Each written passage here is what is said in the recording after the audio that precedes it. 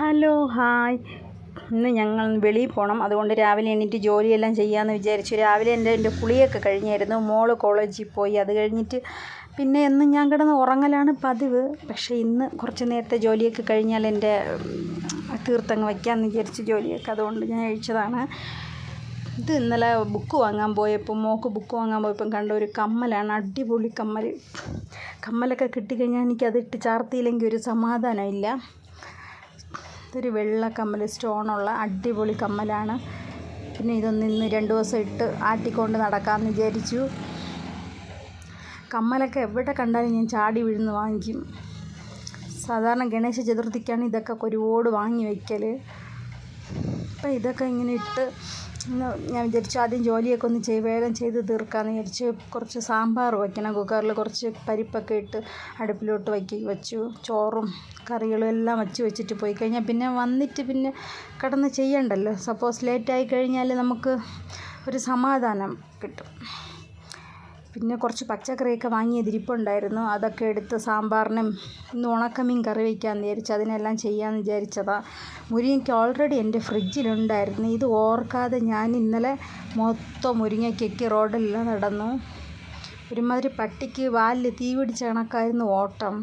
പക്ഷെ ഒരിടത്തും കിട്ടിയില്ല. തിരിച്ചു വന്ന് നോക്കിയപ്പോൾ 3 മുരിങ്ങയ്ക്ക ഫ്രിഡ്ജിൽ തന്നെ ഉണ്ടായിരുന്നു. പിന്നെ അതൊക്കെ എടുത്ത് ചെത്തി പറക്കി മിനുക്കി കുറച്ച് മീൻ കറിക്കും കുറച്ച് സാമ്പാറിനൊക്കെ ഇടാമെന്ന് വിചാരിച്ചിട്ട് എല്ലാം മുരിങ്ങയുടെ തൊലിയെല്ലാം എടുത്ത് നല്ല ക്ലീനാക്കി വെച്ചു.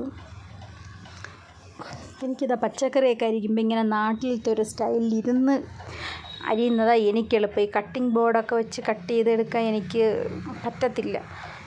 ഞാനെപ്പോഴും ഇങ്ങനെയൊക്കെ ഇരുന്നൊക്കെ ആയിരിക്കും അരിയില്ല, പണ്ടത്തെ ആ ഒരു സ്റ്റൈലിൽ തന്നെ.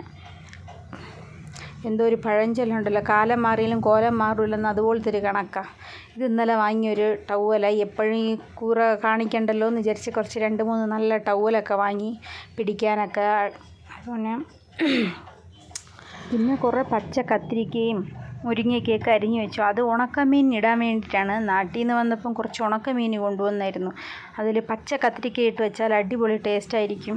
പിന്നെ മുരിങ്ങയ്ക്ക, കുറച്ച് ചെറിയ ഉള്ളി, ഇതെല്ലാം അരിഞ്ഞു വെച്ചു സാമ്പാറിനും എല്ലാത്തിനും വേണ്ടിയിട്ട്. ഈ കൊച്ചുള്ളി അരിയുമ്പോൾ എപ്പോഴും കണ്ണെരിയലൊരു പതിവാണ്.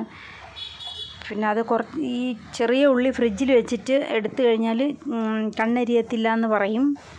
പിന്നെ അല്ലെങ്കിൽ ഉള്ളി വെള്ളത്തിലിട്ട് വെച്ചതിന് ശേഷം നമ്മൾ അരിഞ്ഞു കഴിഞ്ഞാൽ പിന്നെ കണ്ണെരിയത്തില്ല. അങ്ങനെയും ചില ട്രിക്കുകളുണ്ട്. ഇനി ചോറ് വയ്ക്കണം. പിന്നെ വെണ്ടയ്ക്ക മെഴുക്ക് പുരട്ടിയും കൂടെ വയ്ക്കാനുണ്ട്. ഈ കോഴിക്കോടുകാരൊക്കെ പറയും മെഴുക്ക് പുരട്ടി എന്ന് പറയുമ്പോൾ അവരെ നാട്ടിൽ വേറെന്തോ ഒരു വറവലെന്നോ എന്തോ ആണ് പറയുന്നത്. അതുകൊണ്ട് ഇതൊന്ന് മാറ്റി പിടിക്കണമെന്ന് 2 പേര് പറഞ്ഞിരുന്നു. പക്ഷേ എനിക്കെന്തോ അത് വരുന്നില്ല. എനിക്ക് മെഴുക്ക് പുരട്ടിയും തന്നെയാണ് വരുന്നത്. നമ്മുടെ ട്രിവാൻഡ്രത്തൊക്കെ ഇങ്ങനെയാണ് പറയുന്നത്. എത്ര ശ്രമിച്ചാലും ഈ ചൊട്ടയിലെ ശീലം ചുടലവരെ എന്ന് പറഞ്ഞതുപോലെ അതേ പഠിച്ചിട്ട് അതേ പറയുള്ളൂ. മാറ്റാൻ പറ്റുന്നില്ല. അതുകൊണ്ടാണ്. അപ്പം ഇതൊക്കെ ഒന്ന് മെഴുക്ക് പുരട്ടിക്കും എല്ലാത്തിനും ഒന്ന് അരിഞ്ഞു വെച്ചു. മീനിനും എല്ലാത്തിനും കട്ട് ചെയ്ത് വെച്ച്. ഈ വെജിറ്റബിളിൻ്റെ വേസ്റ്റ് ഞാനൊന്നും കളയത്തില്ല. ഞാനെല്ലാം എൻ്റെ വെജിറ്റബിൾ ഗാർഡനിലോട്ട് കൊണ്ടുവന്നിടും. അതിനെ കൂട്ടി വയ്ക്കാറാണ് പതിവ്. ഈ വെളിയിൽ ബാൽക്കണിയൊക്കെ ഒന്ന് തൂക്കണം.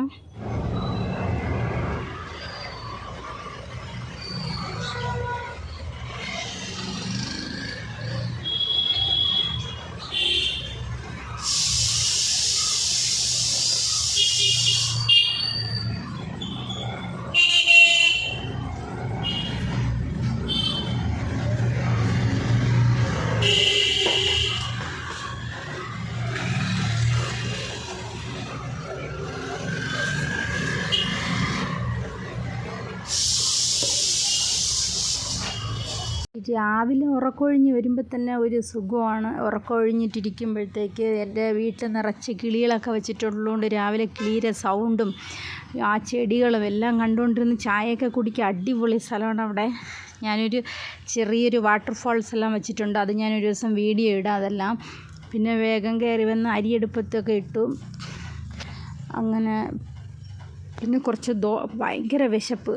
അപ്പം ഇനി ചേട്ടൻ എഴുച്ച് വരുന്നത് വരെ ആകുമ്പോൾ ലേറ്റായി. ഇപ്പോൾ അതുകൊണ്ട് 2 ദോശയൊക്കെ ചുട്ട് കഴിച്ചിട്ട് ബാക്കി ജോലി ചെയ്യാമെന്ന് വിചാരിച്ചു. എനിക്ക് വിശന്ന് കഴിഞ്ഞാൽ പിന്നെ എനിക്ക് ഇങ്ങോട്ട് കാല് തറയിൽ നിൽക്കത്തില്ല. ഇങ്ങനെ ഭയങ്കര ഒരു വെപ്രാളമാണ് ആഹാരം കഴിച്ചില്ലെങ്കിൽ. അപ്പം ആദ്യത്തെ ഒരു സ്റ്റെപ്പ് കഴിക്കാമെന്ന് വിചാരിച്ചു. പിന്നെ ചേട്ടൻ കഴിച്ചതിന് ശേഷം പിന്നെ ചേട്ടൻ കഴിക്കുമ്പം കൂടെ പിന്നെ കഴിക്കാമെന്ന് വിചാരിച്ചു.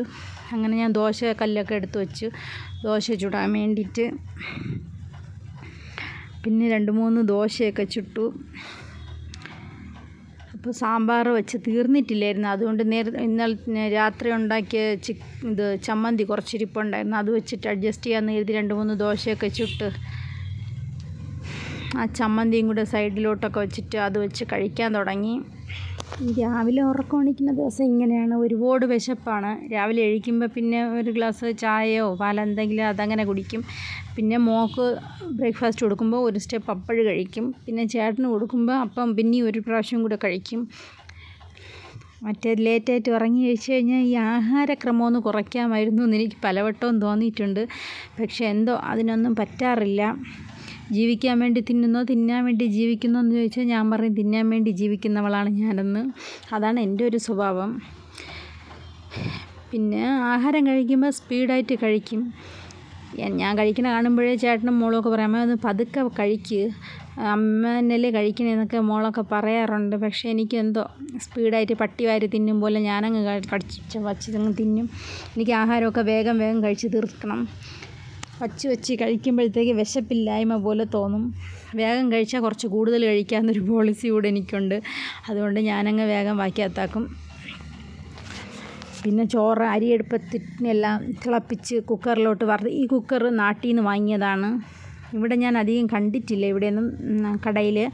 അപ്പോൾ അങ്ങനെ നാട്ടിൽ നിന്ന് കൊണ്ടുവന്നതാണ്. ഇത് തിളപ്പിച്ച് അതിലോട്ട് എടുത്ത് വെച്ച് കഴിഞ്ഞാൽ ഒരു എത്ര മിനിറ്റാണ് ആ സമയം കഴിയുമ്പോഴത്തേക്ക് അതങ്ങ് നല്ല ചോറായിട്ടിരിക്കും. പിന്നെ എടുത്ത് വടിച്ചെടുത്താൽ മാത്രം മതി. നല്ല ഈസി ആയിട്ട് ഉണ്ടാക്കിയെടുക്കാൻ ചോറൊക്കെ. എത്ര വേവുള്ള അരിയും ഇതിലോട്ട് വെച്ച് കഴിഞ്ഞാൽ നല്ലതായിട്ട് എടുക്കാൻ പറ്റും. പിന്നെ വേഗം സാമ്പാറിനൊക്കെ കടുക് വറുത്ത് കലക്ക എല്ലാം ചെയ്തു. പിന്നെ ജോലികളെല്ലാം കുറച്ച് ഫാസ്റ്റായിട്ട് ചെയ്യാൻ തുടങ്ങി. ആഹാരം ഉള്ളിലെത്തിയപ്പോൾ കുറച്ച് എനർജി കിട്ടിയതുപോലെയായി. പിന്നെ കുറച്ച് തേങ്ങ വെള്ളം കമത്തി വെച്ചിട്ടുണ്ടായിരുന്നു. തേങ്ങ പൊട്ടിച്ചിട്ട് അതിനെ എടുത്ത് കുടിച്ചു. തൊണ്ടയ്ക്ക് എന്തോക്കെ ഒരു പ്രോബ്ലം ഉണ്ട്. സൗണ്ട് അങ്ങോട്ട് ക്ലിയർ ആവുന്നില്ല. എന്നാലും വെള്ളവും ഐസും എല്ലാം വാരി കിട്ടണതൊക്കെ കഴിച്ച് തണുപ്പും കൂടെയാണ് ഇവിടെ. കുറച്ചും നല്ല മഴയുണ്ടായിരുന്നു രാത്രിയൊക്കെ. പിന്നെ കുറച്ച് വെണ്ടയ്ക്ക ഇരുന്നതിനൊക്കെ കുറച്ച് മെഴുക്ക് പുരട്ടി വയ്ക്കാമെന്ന് വിചാരിച്ച. കൈയൊക്കെ ഇന്നലെ നല്ലോണം ഇങ്ങനെ പൊള്ളിയിട്ടുണ്ടായിരുന്നു. അപ്പോൾ കുറേ ആയി അങ്ങനെയൊന്നും ഉണ്ടാവലില്ലായിരുന്നു. ഇപ്പം പിന്നെയും തിരിച്ച് സ്റ്റാർട്ടായി. കുക്കറിൽ കയറി കൈ കൊണ്ടതാണ്. 2-3 ഇടത്തായിട്ട് പൊള്ളി നല്ല വേദനയുണ്ട്. പിന്നെ വെണ്ടയ്ക്ക മെഴുക്ക് പുരട്ടിയും വെച്ച് മീൻ കറി ഒരു അടുപ്പിലിരുന്ന് അതും അങ്ങ് നല്ല ഇതായി. മുരിങ്ങയ്ക്ക് എല്ലാം കൂടെ ഇട്ട് ഈ ഉണക്കമീൻ നല്ല ടേസ്റ്റാണ്. നമ്മൾ ഇവിടുന്ന് വാങ്ങുന്നതിനെക്കാട്ടിലും നാട്ടിൽ നിന്ന് കൊണ്ടുവരുന്ന ഉണക്കമീൻ ഭയങ്കര ടേസ്റ്റായിരിക്കും. പിന്നെ കുറച്ച് മെഴുക്ക് പുരട്ടിയിൽ ഉപ്പെല്ലാം ഇട്ട് കുറച്ച് മുളക് പൊടിയും മഞ്ഞൾപ്പൊടിയും എല്ലാം കൂടെയൊക്കെ ഇട്ട് കുറച്ച് നല്ല മെഴുക്ക് പുരട്ടി ഉണ്ടാക്കി വെച്ചു. അപ്പം ഞാൻ എവിടെ പോയിരുന്നാലും ഫുഡൊക്കെ ഉണ്ടാക്കി വെച്ചിട്ട് പോകും. പിന്നെ വന്ന് വേണമെങ്കിൽ ഒന്ന് ചൂടാക്കി എടുക്കാമല്ലോ. വയ്ക്കാണ്ട് പോയി കഴിഞ്ഞാൽ കുറച്ച് ലേറ്റായി കഴിഞ്ഞാൽ പിന്നെ ആകെ ടെൻഷനായി. ഇതിനിടയ്ക്ക് കുറച്ച് സമയം കിട്ടിയപ്പോൾ ഞാൻ പോയി ഡ്രസ്സൊക്കെ ഒന്ന് ചേഞ്ച് ചെയ്ത് വന്ന് 10 മണിക്ക് പോകണം വെളിയിലോട്ട്. അപ്പോൾ അതിന് മുമ്പ് ബ്രേക്ക്ഫാസ്റ്റൊക്കെ കൊടുത്തിട്ട് ജോലിയെല്ലാം തീർക്കാമെന്ന് വിചാരിച്ചു. കുറച്ച് പപ്പടം ഒരുന്നതിനെടുത്ത് പൊരിച്ചു. പപ്പടം ഞങ്ങൾക്ക് ഊണിനുള്ളതല്ലേ, ബ്രേക്ക്ഫാസ്റ്റിനുള്ളതാണ്. ബ്രേക്ക്ഫാസ്റ്റിന് പപ്പടം മസ്റ്റാണ്. അതെന്ത് ശീലമാണെന്ന് അറിഞ്ഞൂടെ. ചേട്ടൻ്റെ വീട്ടിലും അങ്ങനെ തന്നെയാണ്. അമ്മയ്ക്കും അച്ഛനുണ്ടായിരുന്നപ്പോൾ അച്ഛനും അങ്ങനെ എല്ലാവർക്കും ഈ പപ്പടം മസ്റ്റായിട്ടുണ്ട്. എനിക്ക് ഈ ചുരിദാറിന് ഈ കമ്മൽ നല്ല സെറ്റായ പോലെ തോന്നി. അതുകൊണ്ടാണ് ഈ കളർ ചുരിദാർ എടുത്തിട്ടത്. എന്തോ ഒരു പ്രത്യേക കമ്മൽ വാങ്ങാൻ പോയതല്ല, എന്നാലും കണ്ടിട്ട് അങ്ങ് ഇഷ്ടപ്പെട്ടു. പിന്നെ ചേട്ടൻ കഴിച്ച് വന്നപ്പം പിന്നെ ഞാൻ വെച്ചു ദോശയും സാമ്പാറും ഒക്കെ ചെയ്യാം. സാമ്പാർ ഓൾറെഡി ചെയ്തിട്ടുണ്ടായിരുന്നു. ദോശയൊക്കെ ചേട്ടന് കൊടുത്തു. പിന്നെ ചേട്ടൻ വെച്ചിട്ട് പോയതിൻ്റെ ബാക്കി ഞാനും 2-3 ദോശയും കൂടി ഇട്ട് പിന്നെയും ഞാൻ ഒരിക്കൽ കൂടെ കഴിച്ചു ദോശ. ഈ ആഹാരത്തിന് ഒരു ഇതും വരുന്നില്ല. പിന്നെ 10 മണിയായപ്പോൾ ഞാൻ വിചാരിച്ചു ശരി പോവാമെന്ന് വിചാരിച്ചു. അങ്ങനെ അങ്ങോട്ട് വീഡിയോ അലൗഡ് ഇല്ല, അതുകൊണ്ടാണ് കാണിക്കാത്തത്. അപ്പം ബായ്.